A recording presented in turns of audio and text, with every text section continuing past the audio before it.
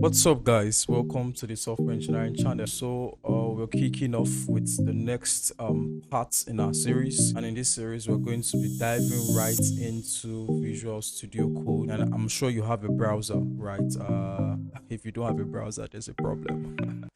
I'm going to show you how to download Visual Studio Code. You can simply head into your browser, your Chrome, and you can you can type in Visual Studio Code pretty much. So the first link should be your best bet to downloading Visual Studio Code. It's that simple. So all you just want to do is to click on the download button. If you're using, I think it automatically picks your platform. So if you're on the Mac, it's as well available on the Mac. You can just pretty much download Visual Studio Code. That's going to be the code editor of our choice. You can use any other code editor if you will, but we are going to be using Visual Studio Code. So if you have downloaded Visual Studio Code, you can easily go into your Windows bar and search for Visual Studio Code and open up your Visual Studio Code editor. All right, so this is what your Visual Studio Code would look like, and I'm going to be placing it side by side with my browser, side by side. Awesome. Okay, so I already have a folder created, and I already have some files there, some lecture kind of files. For those who do not know how to navigate their way into doing all of this, I'm going to be doing it from scratch. So what you simply want to do is to create a folder in any location in your on your computer. For me, I created my folder in my desktop, so you would see JavaScript tutorial. So once you've done that, the next thing you want to do is to go into files in Visual Studio, click on open folder. So once you click on open folder, it's going to pop up your file explorer. So all you need to do is to search out where you created your folder. For me, I created my folder on my desktop, so it's pretty much easy for me to locate it. So I can simply click on JavaScript tutorial folder and select folder. Immediately, it's going to open up all of this for you. So in Visual Studio, this is what we call our sidebar. And your sidebar can be closed by doing Control B or this. So you have your sidebar, you have your search panel. The search panel is where you do a search on your code base. So as time goes on, you're going to have a very large code base, and you might be looking for one thing or the other. So you can easily do a search here. And as we go, you're pretty much going to know how all of this work. But for now, I think this is enough for you to know. So when you're starting off with JavaScript has an extension which is called .js. That means when you're creating a file, I'm going to create a file. So when you say script, you want to attach .js to it. The same way you have your Word document to have blah blah blah .docx or .doc. The same way you have your PDF files to have blah blah blah .pdf. Those are file extensions. The same way it is for JavaScript. So your JavaScript extension is .js, and that's the way it's gonna work. Now in order to see JavaScript working, you would have to attach your script to an HTML file. If you do not know what an HTML file is, I would strongly advise that you check out the HTML series and CSS series. That's going to strengthen your understanding of what we're doing. So in order to run your JavaScript file, you have to embed your JavaScript into your HTML file. I created an HTML file here already. If you want to do that, you can simply create a new file. When you want to create a new file, you simply click on this icon right here and do new file, new .html. Every file has an extension, and Visual Studio is intelligent enough to pick up the extension and give the right icon. So you see that your HTML icon is different from your JavaScript icon. The JavaScript icon is different from a C# icon. It's different from a Golang icon. So your extension determines what icon Visual Studio gives you. So in our case, we have HTML, and you can see the icon changes. So that's how you want to create a new HTML file. I'm not going to create a new one. I have one already. And now attaching your JavaScript file into your HTML is done by using a script tag, and this is what I've done here. Again, if you do not know what a tag means, I'm not going to go into that in this video. We treated that already extensively with our HTML and CSS course. I would advise that you go back to check that. So what we simply did, I'm going to close this using our Control B. What we simply did was to use the script tag, and the script tag has an attribute called source. Your source simply is asking for where to locate the JavaScript file that you want to run, and this is all our JavaScript file. All we need to do is just to import that JavaScript file into our source attributes, and yeah, that's it. So the way we test that our JavaScript file works is by going into our JavaScript file and some few things. So let's do an alert. Hello world. Save that. Now we have to run our HTML file on the browser. There are many ways you can do this. Right? I can simply open up my folder and run my HTML file. So I'll just double click on my HTML file, and you can see immediately we have hello world, and this hello world is coming from our JavaScript, and this is possible because we had already linked our JavaScript into our HTML file, and that's the way it works. That's the way we are going to run our JavaScript. So let's do OK, and we are going to be using our console. Remember, JavaScript is basically, for your level, a programming language that works in the browser. The browser is able to run JavaScript. That's why we are able to see whatever it is we are doing on our JavaScript in our console, in our browser console. If you do not know how to get to the console, it's very simple. Just double click on your on your browser and click on inspect, and that's it. So you're basically going to see all of our JavaScript run within this console. In fact, we can actually start to write JavaScript in this console. So we can do name equals to dummy, and we can say console dot log name, and we have dummy. JavaScript is running on our browser already. So yeah, this is the way we run JavaScript. And as well, when you come into your script as well and say save, let's remove this so we do not have an alert blocking us. Let's save and let's clear up our console and do a refresh.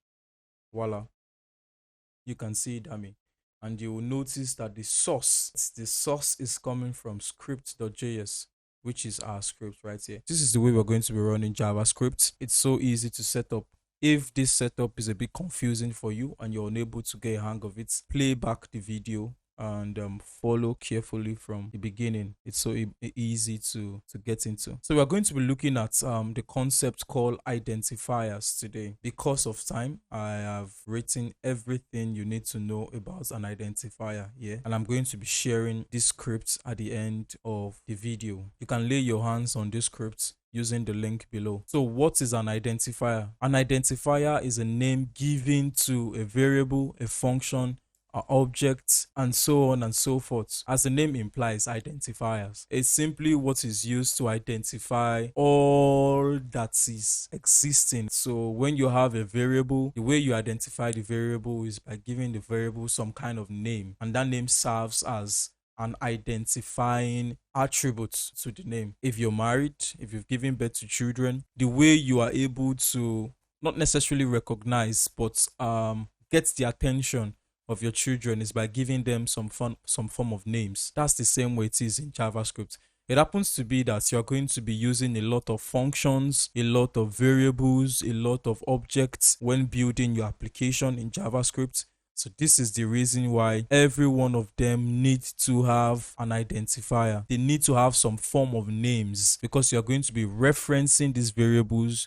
You're going to be referencing this function. You're going to be referencing this object. This is why an identifier is given in JavaScript. And this concept of identifier is basically all programming language concepts. So this is not just JavaScript alone. This is applicable in all programming language. Now, there are rules in naming your identifiers. The same way you don't just wake up or give birth to a child and then name the child Toilets. I don't know if that's a name somewhere.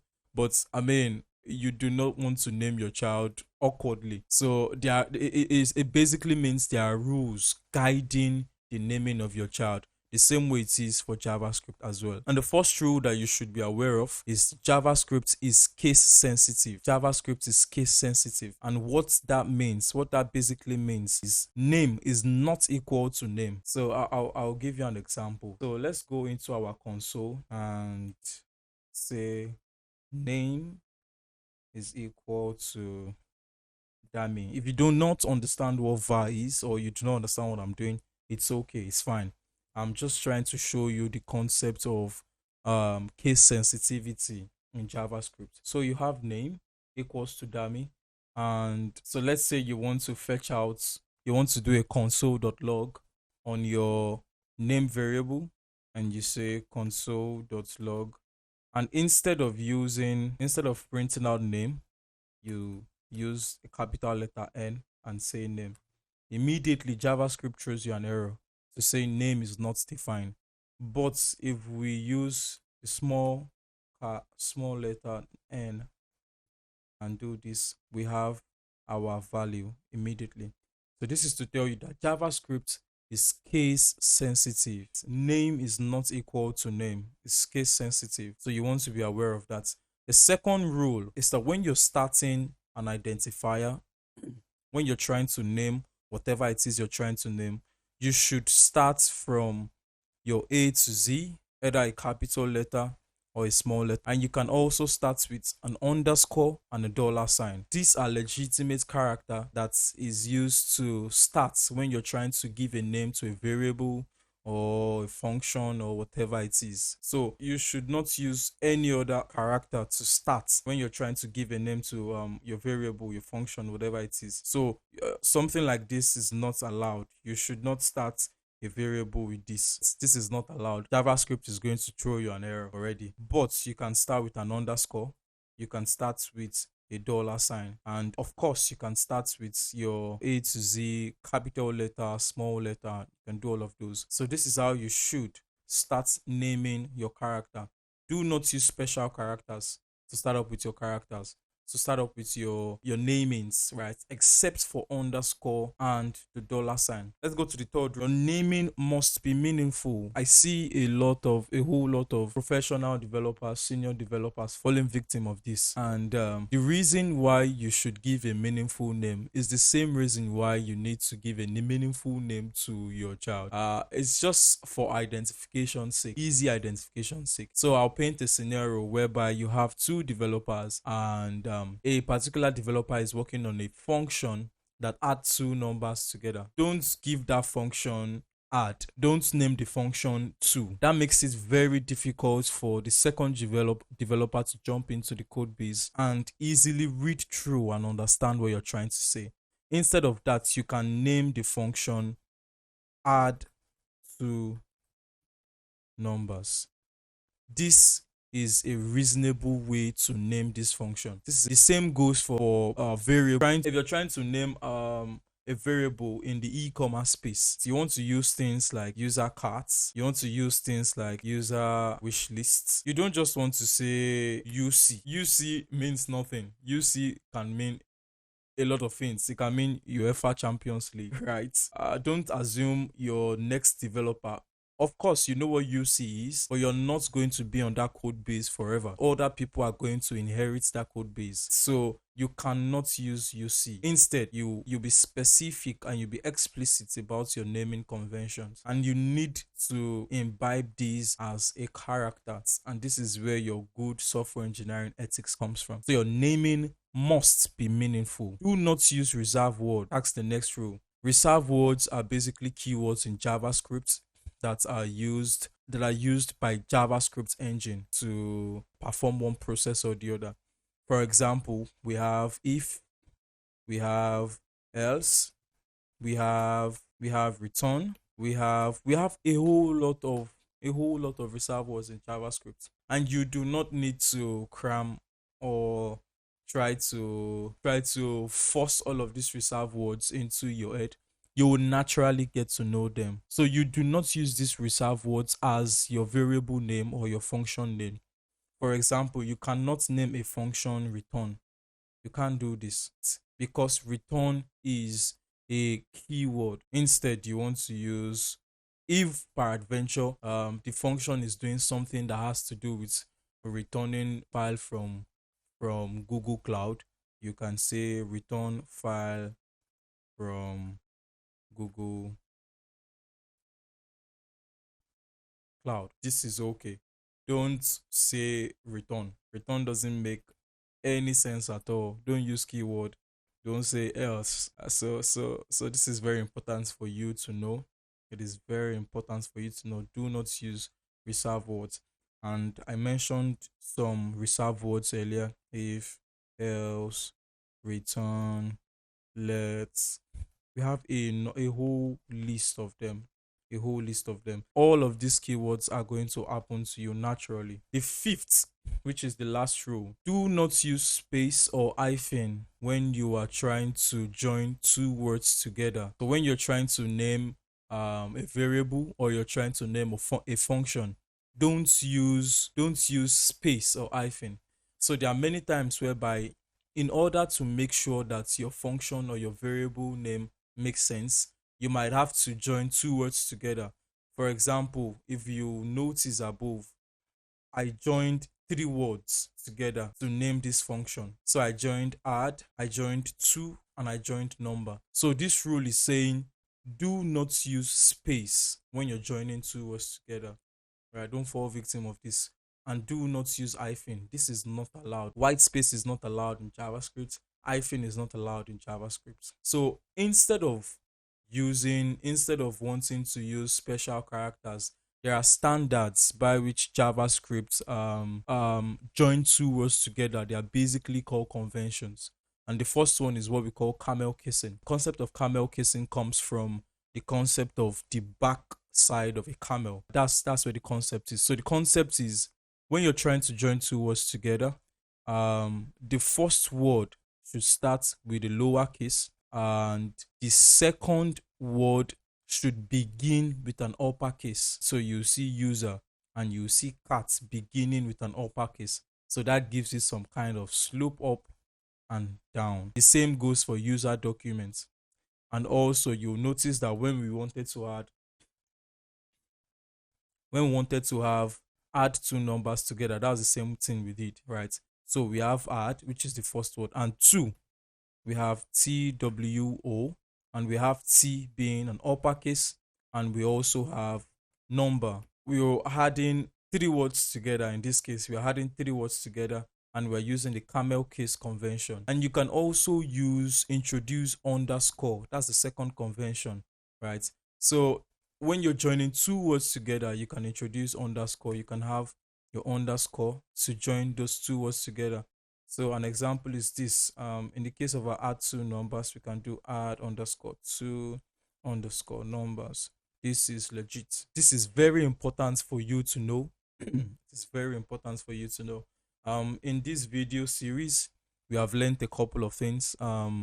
We have learned the rules of naming an identifier. The first is JavaScript is case sensitive. You want to keep that at the back of your mind. When you're beginning your identifier, you should begin with your proper character, and you should not use special characters. You only allow special characters that JavaScript permits you, or ethic-wise, you're permitted to use to start your JavaScript identifier, is your underscore and your $sign. And the third is your name must be meaningful. Give a meaningful name. Give a meaningful name to your variables, to your functions, such that it is easy to understand. It is easy to read your code base. Do not use reserved words.